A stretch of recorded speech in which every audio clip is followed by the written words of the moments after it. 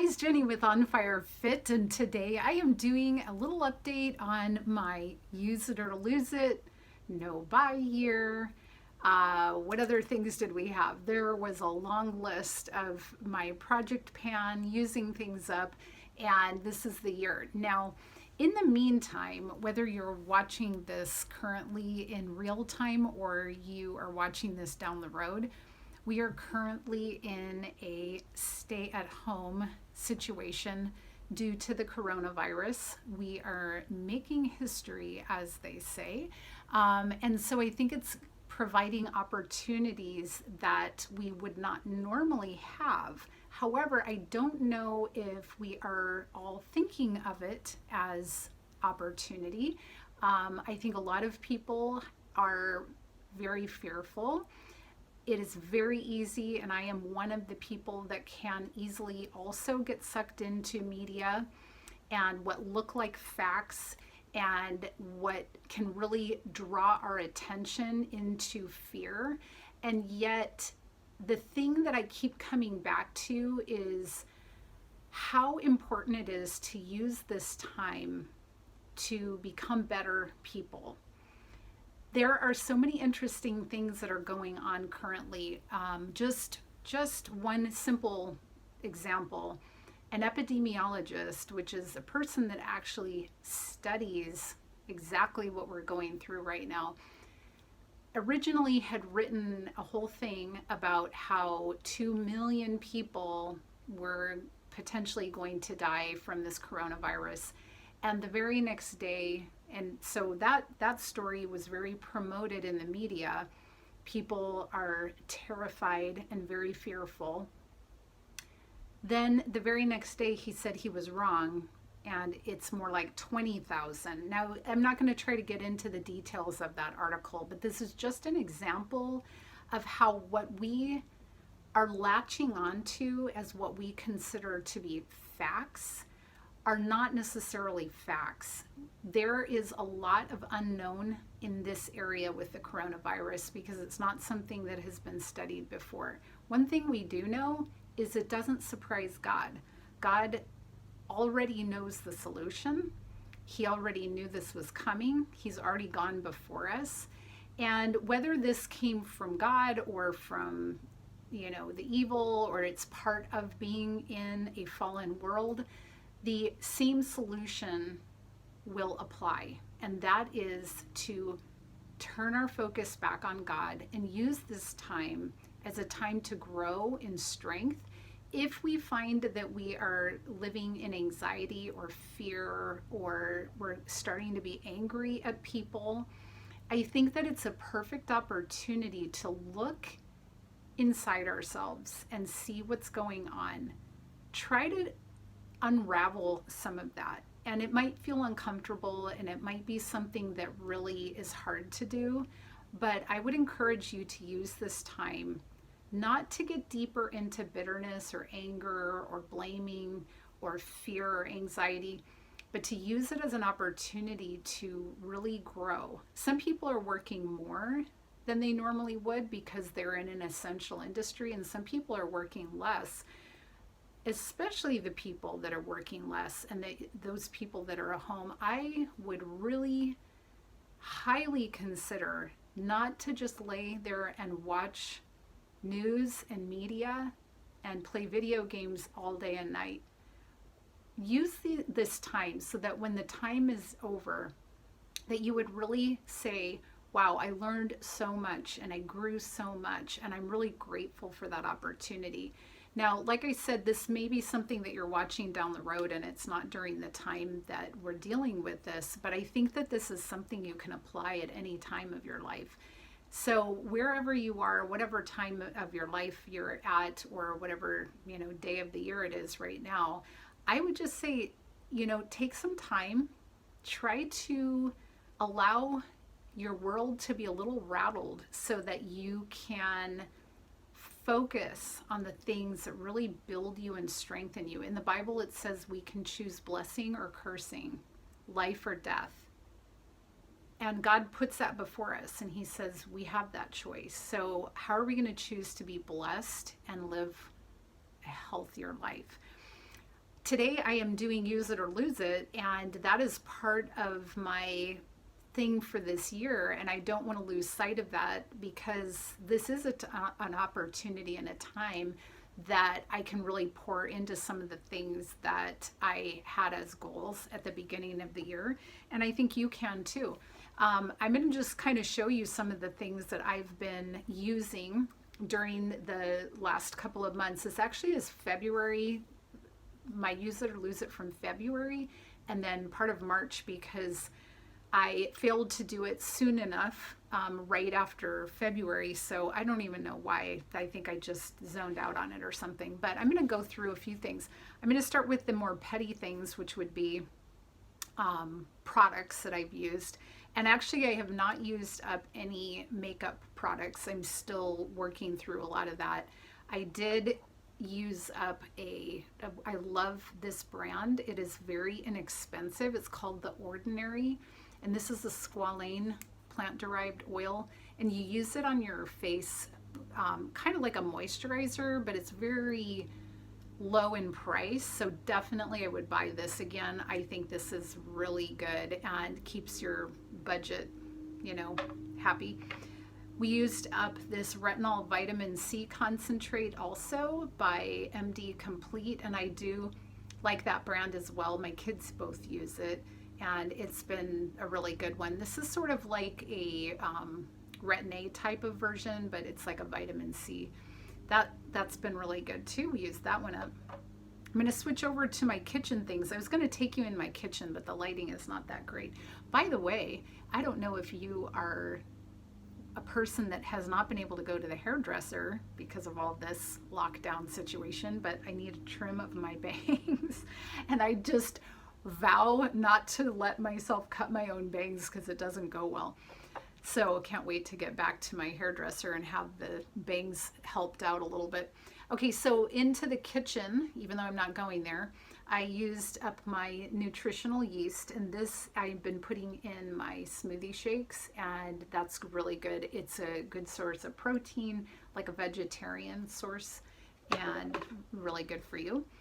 I used up our rice vinegar, which actually I need to buy more of this because I found that I loved it more than I thought. I've had that in the fridge. It had not expired, but it's one of those condiments that I just never really thought to use. So I purposely went onto allrecipes.com and just pulled up recipes that went with rice vinegar, and we've been enjoying those a lot. They've been really good.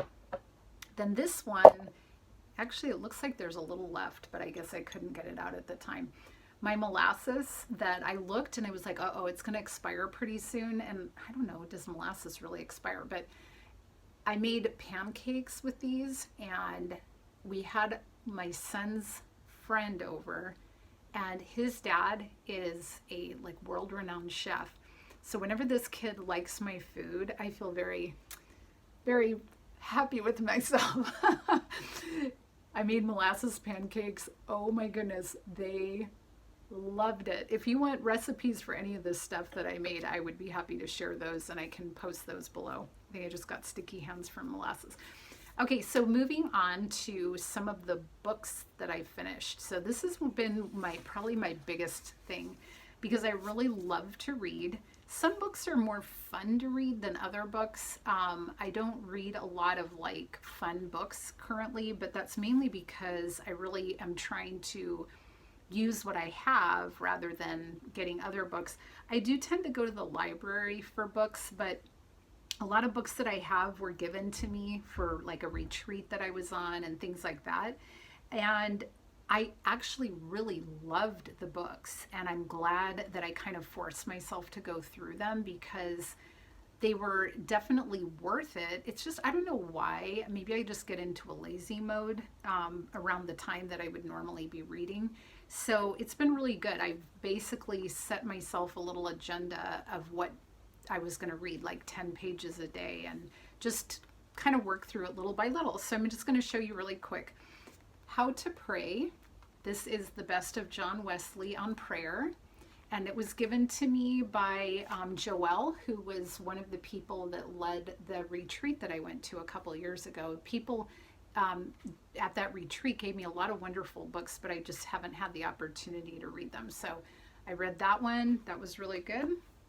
My friend Angie gave me these books to read, and I loved both of them. In fact, I'm hanging on to them for the possibility of running a class with them. Seeking God Together. It's an introduction to group spiritual direction by Alice Freiling. I think that's how you say it. That was really good. Another book by the same lady, The Art of Spiritual Listening.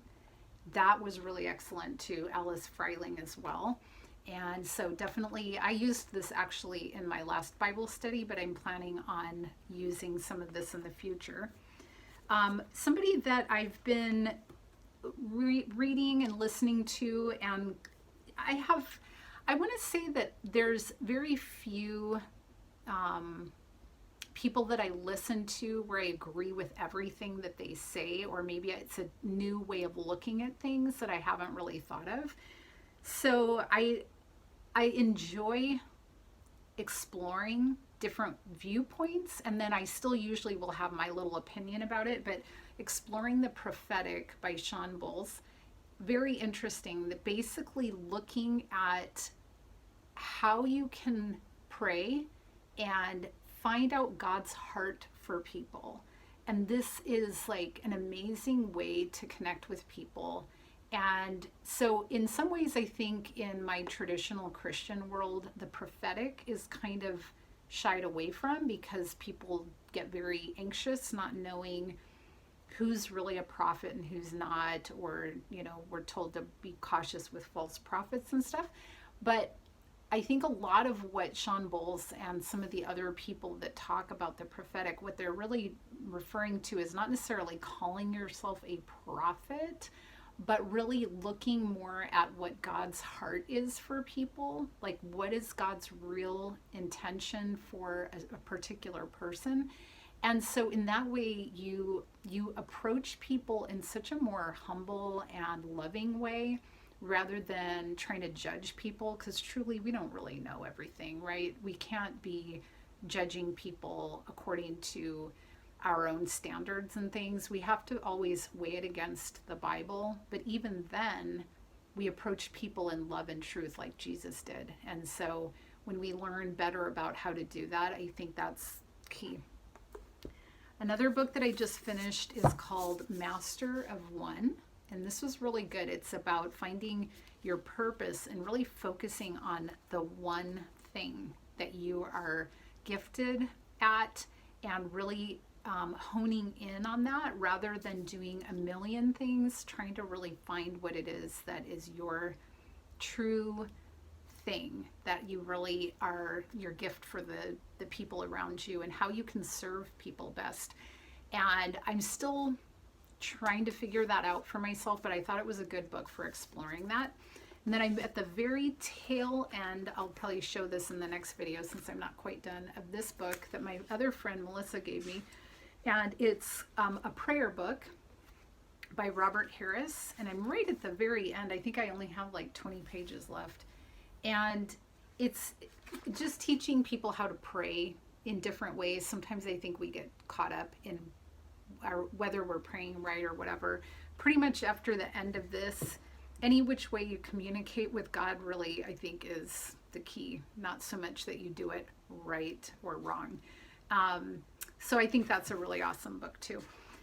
And I'm trying to think, I'm working through a Bible study on the book of Hosea, and I'm probably about 3/4 of the way done on that one too. So it's been enjoyable. It's been a good time of trying to focus on the things that really build you up, because I find that watching some shows is perfectly fine. No like judgment, because I do that too. But when I find myself really getting into like binge watching things or just going on and on and on, I don't feel fulfilled. It feels sort of aimless. I feel a little empty. And at the moment, it's just nice and relaxing, but it feels like sometimes it goes on for too long. And yet we get sucked into that lazy mode. So I think if you're really trying to help build yourself up, for me, one of the best ways to do that is to give yourself some very firm and obvious guidelines. So for me, I will take a book like a prayer book, and I'll take one chapter a day, or I'll, maybe the chapters are too long, so I'll actually write down in my planner pages 200 to 220 on Tuesday. And that way I just have like a something to grip onto. And the same thing with all of these various things that I've had in my cabinet that I thought, oh no, they're going to expire. I don't really want to throw them away. Go look up recipes. Go find ways to make use of it. Same thing with your clothes. Maybe there's stuff in your closet that you don't wear, but you don't really want to get rid of. Pull those things out and come up with how you can put it together for an outfit.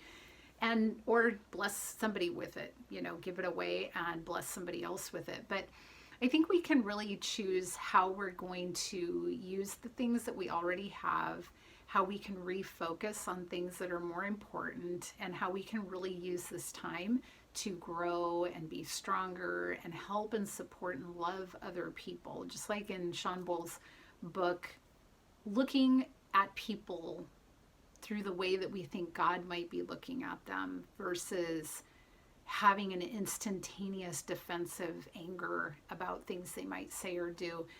It really changes you as well as will change your interaction with people. So I hope and pray that you use this time as an opportunity to grow and live a more on fire life. I'll see you next time. Thanks for being with me.